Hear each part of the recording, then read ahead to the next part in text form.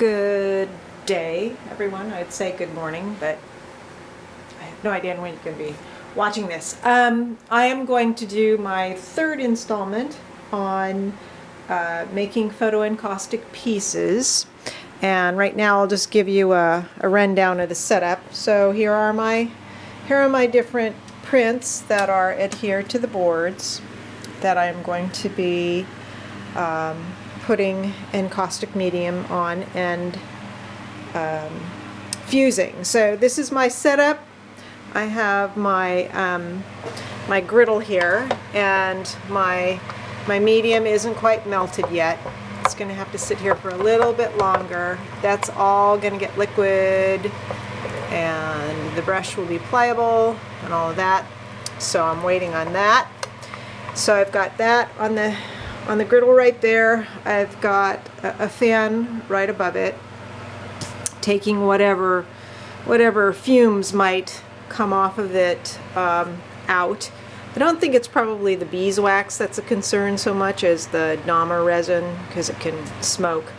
Well, maybe the beeswax can smoke too, I don't know, but you know, you burn beeswax candles and aren't worried about the fumes. But I am getting off on a tangent. So I have that there, and then I have my little heat gun here for fusing, and that's basically the setup. Nothing elaborate. I've got this is like a vinyl cloth here because there's drips of wax that come on here. When we did the class, we had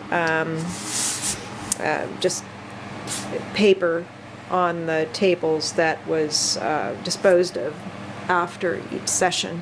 But once I start, I'll probably do a couple of pieces because I haven't done any for a few weeks. Get a couple pieces done, and then I'll go through the process and showing you how it is.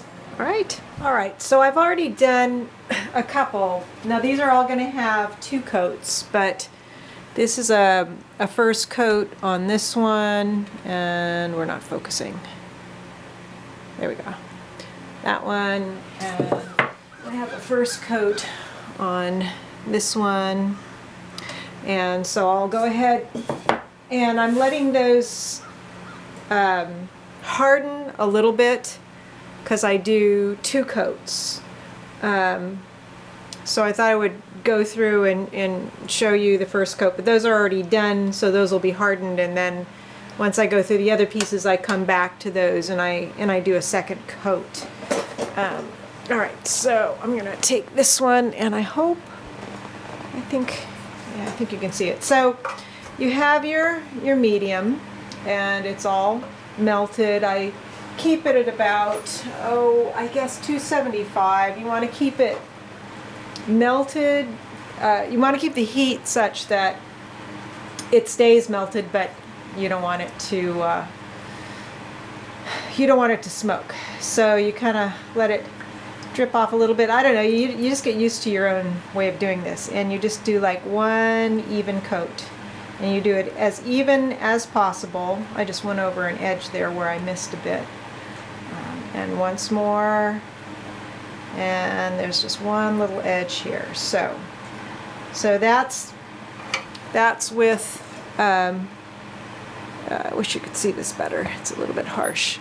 So that's before I've started to fuse it. And so then I take my heat gun. I hope you can hear me with this, and I hope you're seeing this too. You don't want to have your heat gun too close, because you'll burn through. You don't want to do that. So you have to keep it just far enough so that you get sort of an even melting of the medium. And what my instructor told me is this is fusing it. This is making it so that it will last. Won't peel away. I can see a couple places where I didn't get the wax all the way, but That's okay, because I'm going to put another coat on it.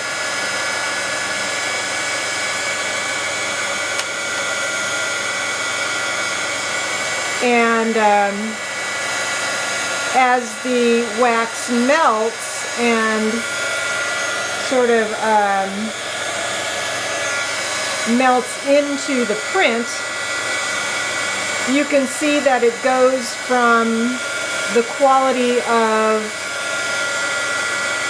a photo just printed on regular computer paper that doesn't really have any sheen to it. It looks a little bit dry and flat. And then the colors, oh, this is such a harsh light on there.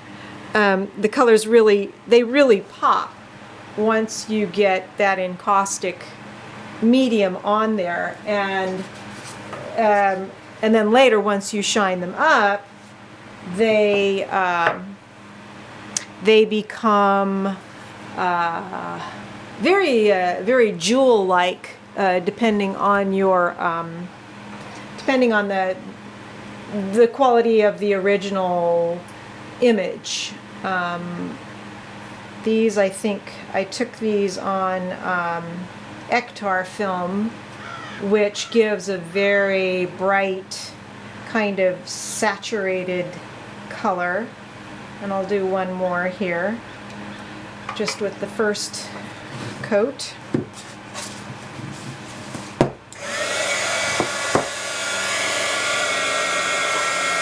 Wish I could get you to see this better while I'm doing it, so you could see how the color changes as I do it. Here, so that you can get in a little closer. Hang on.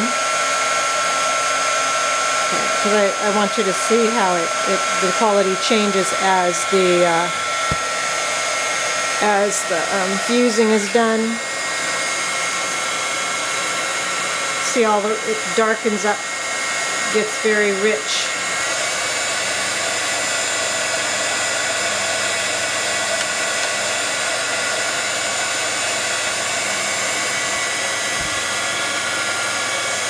And you can see you're getting your wax melted when it becomes clear, when that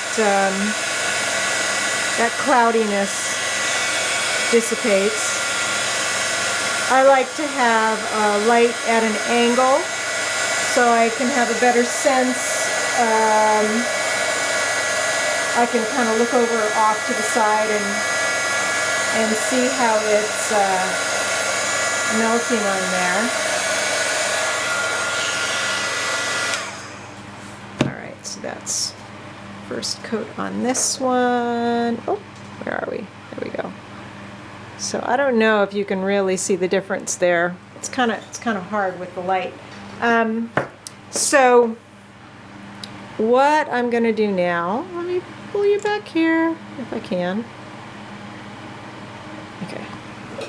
I am going to go ahead and get the rest of my pieces done with their first coat.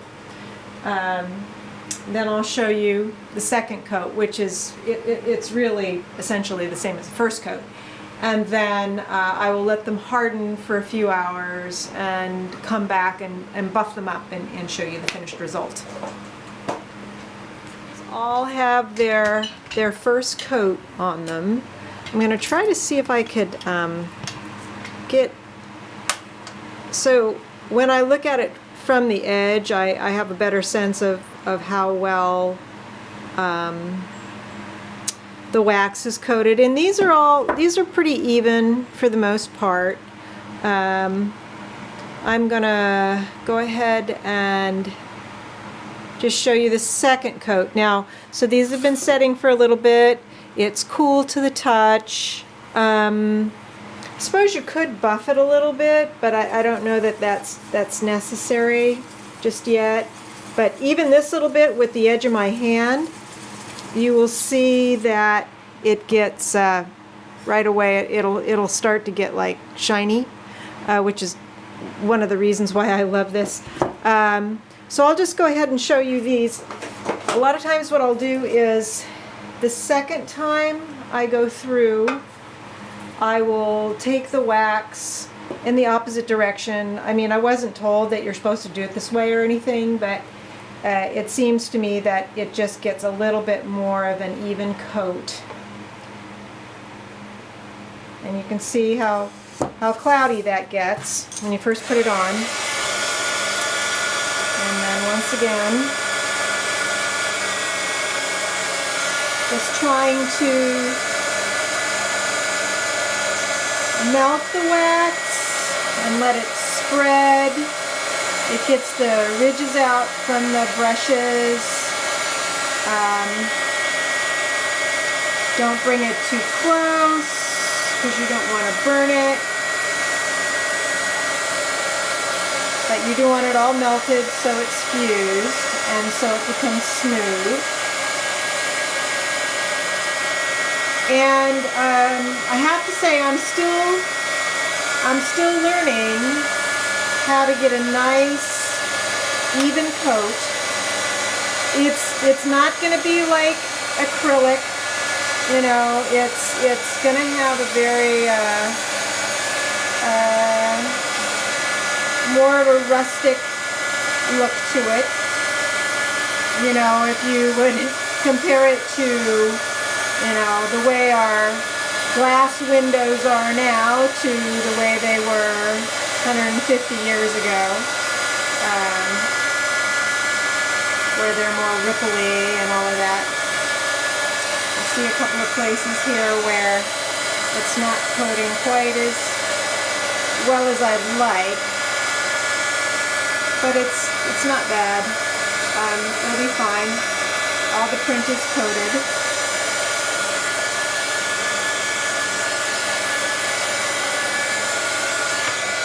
So that's the second coat. You will see that, you know, it's cloudy now, but what's going to happen is that that will set. I'm just going to. So I'm going to let this one set.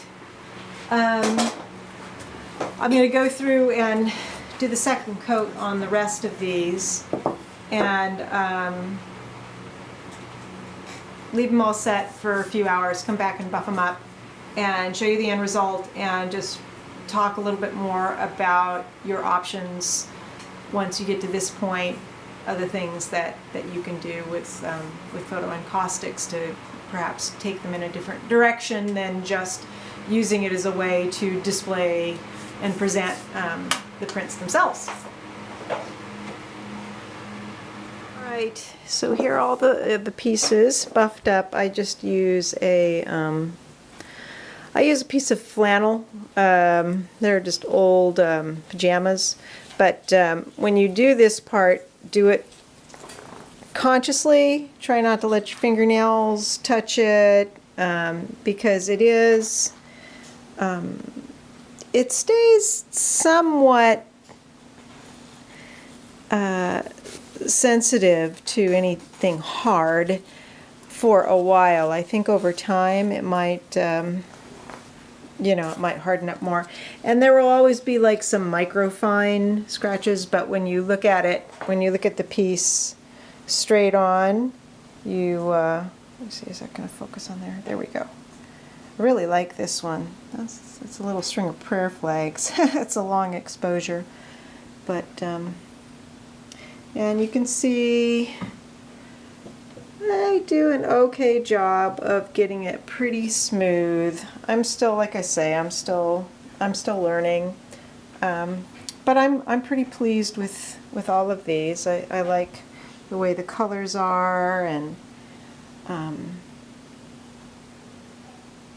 yeah. Something I will mention, I noticed on this one, is it this one or is it this one?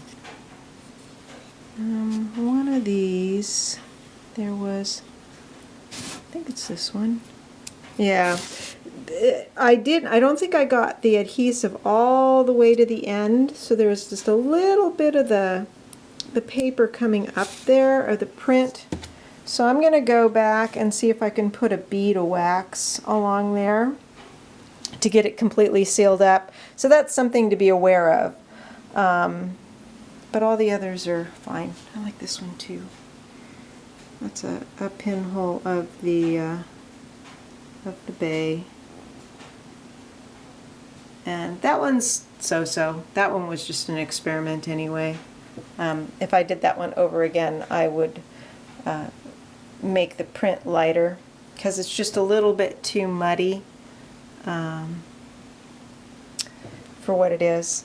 So that's it. That's the that's how you coat with encaustic, and I hope that was helpful. And yeah,